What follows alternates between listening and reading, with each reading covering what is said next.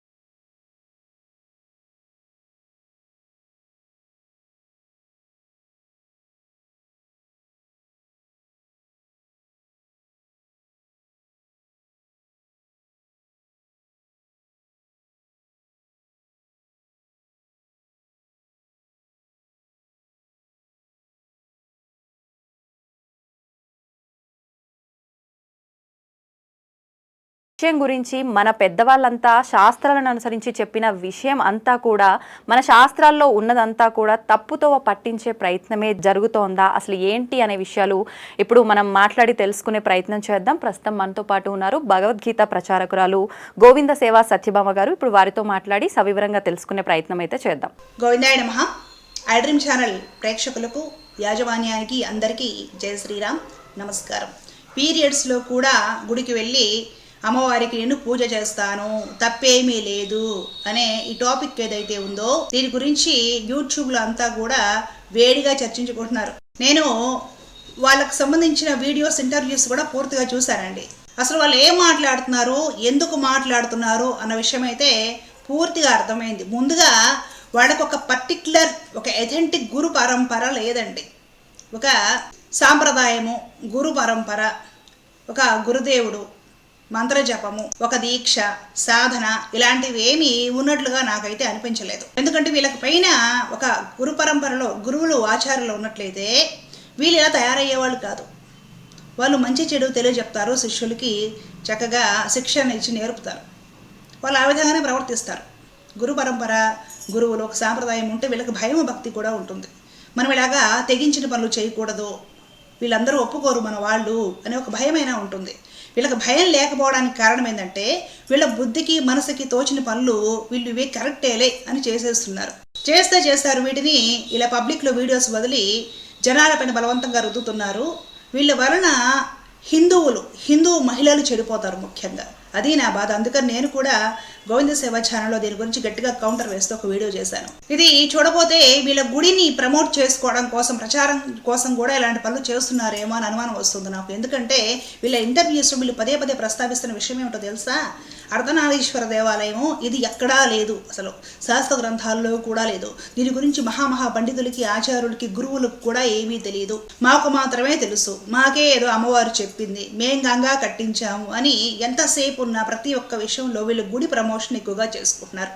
వీళ్ళ గుడిని హైలైట్ చేసుకోవడం కోసము, జనాల్ని బాగా అక్కడికి రప్పించడం కోసము ఒక వ్యాపారాన్ని భక్తి పేరుతోటి బాగా విస్తరింపజేయడం కోసము, అందుకు హిందూ మహిళలు చాలా అవసరం కాబట్టి ఇలాంటి ట్రెండ్ ఒకటి తీసుకొచ్చి యూట్యూబ్లో పాపులర్ అవ్వాలి అనే ఒక ప్లాన్ తోటి ఇదంతా చేశారని అనిపిస్తుంది నాకు. ఇప్పుడు ఆ మహిళ ఏం చెప్తుందంటే, పాత రోజుల్లో ఏం సౌకర్యాలు లేవు కాబట్టి మహిళలను కాస్త దూరంగా పెట్టారు ఈ పీరియడ్ సమయంలో. ఇప్పుడు మనకి స్టే ఫ్రీలు ఇవన్నీ వచ్చాయి కాబట్టి ఇబ్బంది ఏమీ లేదు, అన్నీ శుభ్రంగా చేసుకోవచ్చు అని ఆవిడ చెప్పింది ఒక వీడియోలో. అంతేకాకుండా అమ్మవారే నన్ను పీరియడ్స్లో కూడా చెయ్యని చెప్తుంది. ఇంట్లో శవం ఉన్నా సరే దేవాలయంలోకి వచ్చి గర్భగుడిలో ఈ పూజలు అవన్నీ చెయ్యవనేసేసి అమ్మవారే చెప్తుంది. అవన్నీ మాకు అమ్మవారు వాక్కు ద్వారా చెప్పింది కాబట్టి అవే కరెక్టు. ఈ పురాణాల్లో ఏమైతే ఉన్నాయో, లేదంటే పారంపరాగతంగా మనకి గురు పరంపర ద్వారా నేర్చుకున్న విషయాలు అయితే ఏమైతే ఉన్నాయో ఇవన్నీ కూడా తప్పులు అని వాళ్ళు కంప్లీట్గా హిందువులని, సనాతన ధర్మాన్ని, వాన్మయాన్ని కూడా అవమానం చేస్తున్నారు. వీళ్ళు ఎలా హిందువులు అవుతారో.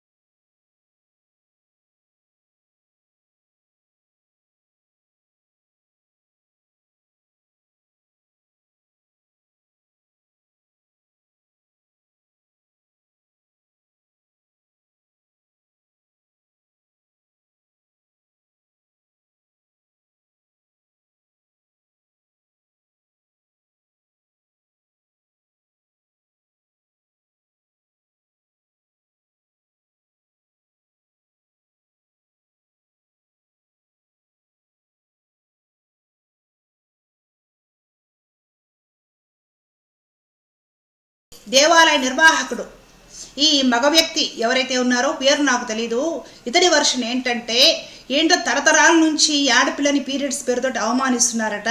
బలవంతంగా పీరియడ్స్ ఆపించడానికి టాబ్లెట్లు మింగిస్తున్నారట.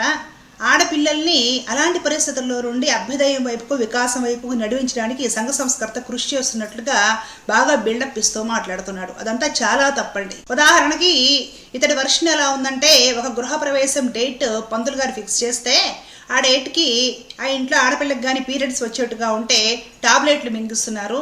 ఆ తర్వాత ఆ అమ్మాయి పరిస్థితి ఎలా ఉంటుంది, ఆ అమ్మాయికి రేపు గర్భవతి పరిస్థితి ఎలా ఉంటుంది, అవన్నీ కూడా సమాజం పట్టించుకోవడం లేదు, ఈ హిందువులు పట్టించుకోవడం లేదు. మేము గొప్ప అభ్యుదయవాదులం కాబట్టి ఇలాంటి విషయాలను కంప్లీట్గా సమాజంలో నుండి తీసేయాలని, దేవాలయాల్లోకి పీరియడ్స్ ఉన్న మహిళలను కూడా రమ్మని చెప్తున్నాము అన్నట్లుగా వీళ్ళు మాట్లాడుతున్నారు. ఇప్పుడు ఒక వివాహానికి ముహూర్తం ఫిక్స్ చేయాలని, ఏదైనా శుభకార్యానికి, గృహప్రవేశము, సత్యనారాయణ వ్రతము, శంకుస్థాపన, వీటికి వేడికైనా సరే డేట్ ఫిక్స్ చేయాలి అనుకుంటే కనీసం ఆ ఇంటి యజమాని ఇంట్లో మహిళలతో మాట్లాడతాడు. ఆ రోజుల్లో ఏమైనా అవాంతరాలు ఉంటాయా అని. మహిళలకు సహజంగా పీరియడ్స్ వచ్చేది 2-3 రోజుల ముందే కాస్త డేట్ అటు ఇటుగా అర్థమవుతుంది. ఇంట్లో తల్లికి అలాగే కూతురు ఉంటే కూతురికి డేట్స్ ఎప్పుడో ఏమిటి విషయాన్ని చర్చించుకున్న తర్వాతే దానికి అనుగుణంగానే ఎవరైనా ముహూర్తం పెట్టించుకుంటారు. మగవాళ్ళు మరీ అంత దారుణంగా రాక్షసులాగా ఏం లేరండి సమాజంలో. వాళ్ళు కూడా ఇంట్లో భార్యని, పిల్లల్ని అడుగుతారు. ఒక విషయం, కుటుంబానికి సంబంధించి ఒక ఫంక్షన్, ఒక శుభకార్యము 10 మంది వచ్చి చేసేదైనప్పుడు ఖచ్చితంగా ఇంట్లో ఆడవాళ్ళని సంప్రదించే వాళ్ళకు కూడా అనుగుణంగానే నిర్ణయాలు తీసుకుంటారు. మా అందరికీ కుటుంబాలు ఉన్నాయి, మా ఇళ్లలో శుభకార్యాలు జరగడం లేదా, ఏమైనా శుభకార్యాలకి టాబ్లెట్లు వేసుకుంటున్నామో చెప్పండి. అలాగే కొన్ని చోట్ల టాబ్లెట్లు కూడా వాడుతున్నారు అంటే అది వాళ్ళ అజ్ఞానము. వాళ్ళకి సరిగ్గా ప్లాన్ చేసుకోవడం తెలియదు. ఆ ముహూర్తం కాకపోతే ఇంకొక ముహూర్తం అనేది సంవత్సరానికి ఒకటి ఉంటుందండి. ముహూర్తాలు నెల పొడుగుతా ఉంటూనే ఉంటాయి. ఎవరైనా అజ్ఞానంతో అలా చేస్తే అది తప్పు, అలా చేయకండి, మహిళలకి ఆ మాత్రం స్వాతంత్రం ఇవ్వండి, టాబ్లెట్లు వేసుకోవడం కాదు, ఆ తర్వాత వేరే ఇంకేదైనా ముహూర్తంలో చేయించుకోండి అని మనం ఒక అవేర్నెస్ కలిగించాలి. కానీ ఇదేదో అరాచకం జరుగుతుంది మహిళల పట్ల అని వీళ్ళు అదేదో కడిగేయడానికి అన్నట్లుగా ఏం కాదు గుళ్ళకొచ్చి పూజలు చేయొచ్చు అని చెప్తున్నారే. గుళ్ళకొచ్చి పూజలు చేసేది కష్టం కాదా? మహిళలని పీరియడ్స్లో కాస్త దూరంగా ఉండు అన్నది రెస్ట్ ఇవ్వడం కోసం. నువ్వు కష్టపడకు, ఆ టైంలో మూడ్ స్వింగ్స్ ఉంటాయి, చిరాగ్గా ఉంటుంది, రక్తస్రావం అవుతూ ఉంటుంది, ఈ యోని కండరాలు, నడుము, పొట్ట, పొత్తి కడుపు అంతా కూడా నొప్పిగా ఉంటుంది, లో ఫీవర్ ఉంటుంది, చలిగా ఉంటుంది, వీక్గా ఉంటారు, నీరసంగా ఉంటుంది. కాబట్టి శుభ్రంగా రెస్ట్ తీసుకోమనేసి పక్కన పెట్టేవాళ్ళు, వాళ్ళు రెస్ట్ తీసుకునేవాళ్ళు, వాళ్ళకి ఆ టైంలో బలమైన ఆహారం పెట్టేవాళ్ళు, మిగతా వాళ్ళు పనులు చేసేవాళ్ళు ఒకప్పుడు. ఇప్పుడు పాపము సింగిల్ కుటుంబాలు అయి ఉండి అలా కుదరడం లేదు.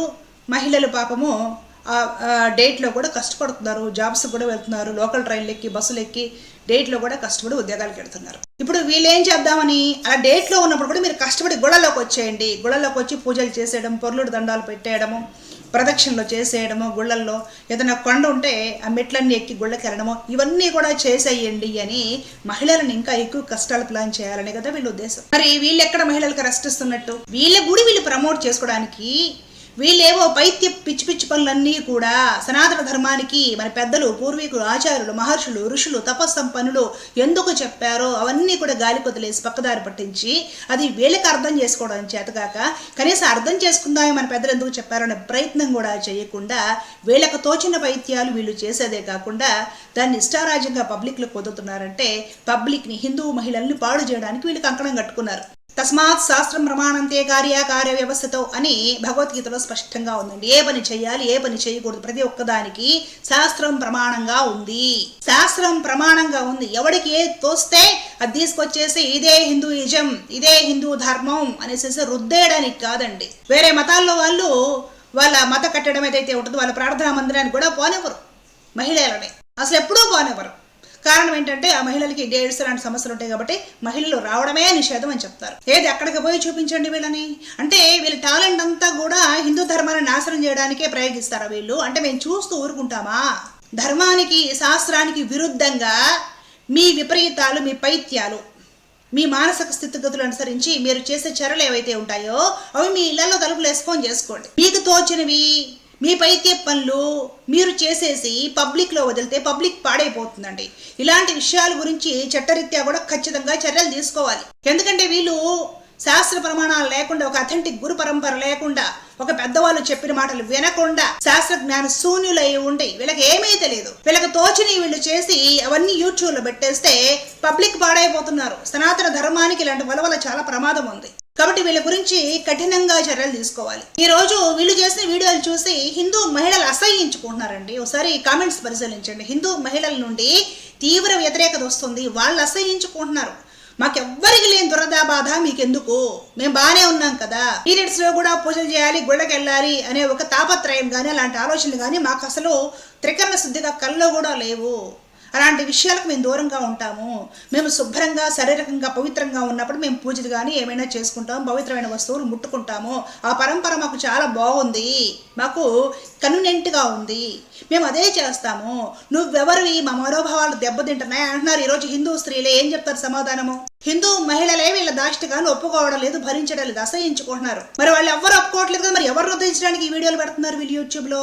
ఇదిలా ఉంటే ఈ దేవాలయ నిర్వాహకుడు ఆయన ఇంటర్వ్యూలో చెప్తున్నాడు, శరీరంలో అర్ధనారీశ్వర తత్వం ఉంటుంది, ఆ విషయం పురాణాల్లో కూడా లేదు, సైన్స్ కూడా కనిపెట్టలేకపోయింది, నేనుగా నిన్న అర్ధరాత్రి 12 గంటలకు కనిపెట్టేశాను అని చెప్తున్నాడు. దాని ప్రకారం అంటే ఇతడి థియరీ ప్రకారం అట శరీరంలో కుడివైపు ఎడమవైపు ఉన్న పార్ట్స్ చూసుకుంటే కుడివైపు అవయవాలు స్ట్రాంగ్గా ఉంటాయట, ఎడమవైపు అవయవాలేమో వీక్గా ఉంటాయట. కారణం శరీరంలో కుడివైపు శివుడు ఉంటాడట, ఎడమవైపు పార్వతీదేవి ఉంటుందట.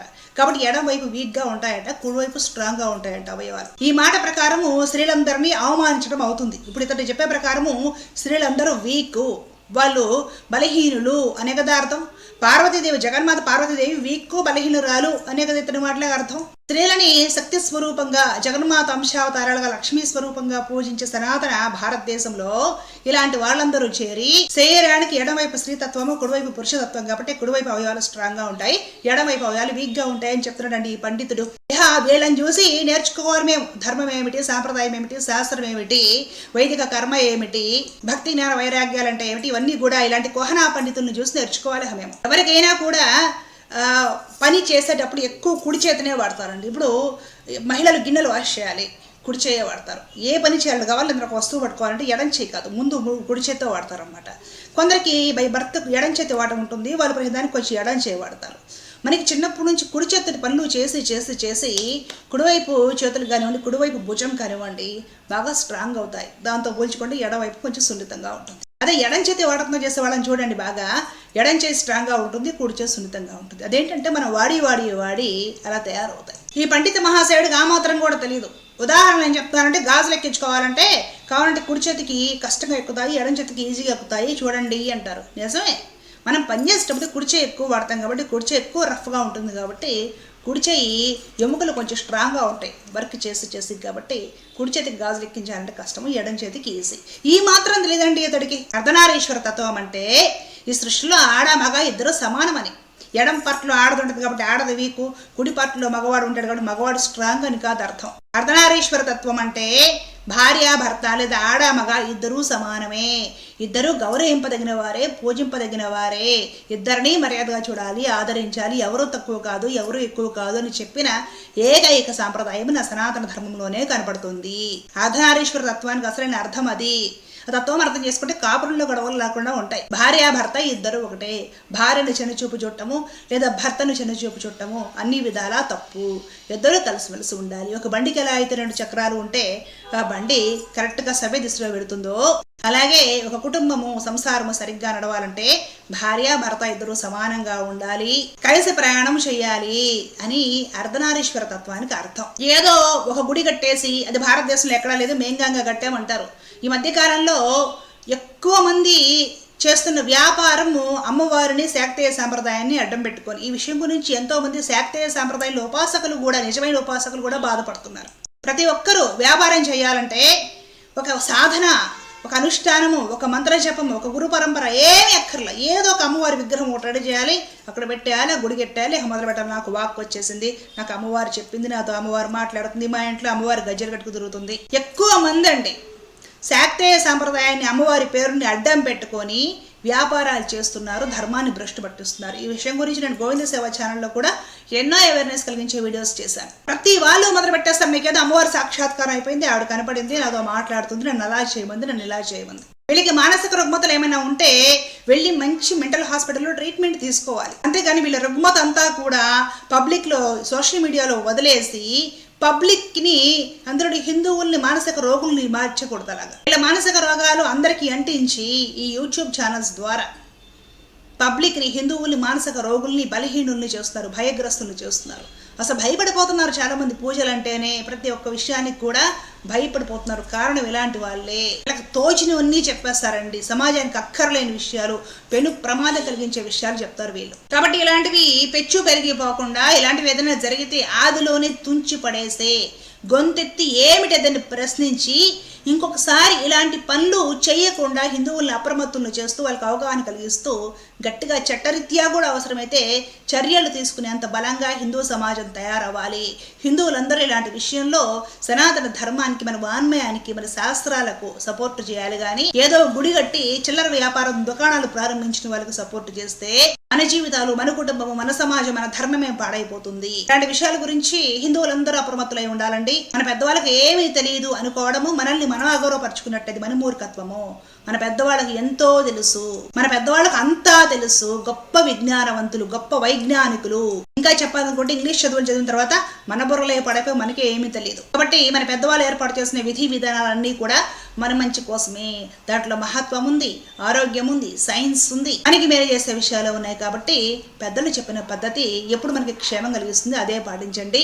చిల్లర వీడియోలు చూసి ఇలాంటివన్నీ కూడా దయచేసి ట్రై చేయడానికి ప్రయత్నించి పాపం మూట కట్టుకోవద్దు. దోషభూయిష్టమైన పనులు చేయకండి. ఇలాంటి విషయాల గురించి చక్కగా హిందువులను చైతన్యపరుస్తూ ఉన్న ఐ డ్రీమ్ ఛానల్ వారికి మనస్ఫూర్తిగా అభినందనలు తెలియజేసుకుంటున్నానండి. నాకు ఈ అవకాశం ఇచ్చినందుకు ధన్యవాదాలు. జై శ్రీరామ్.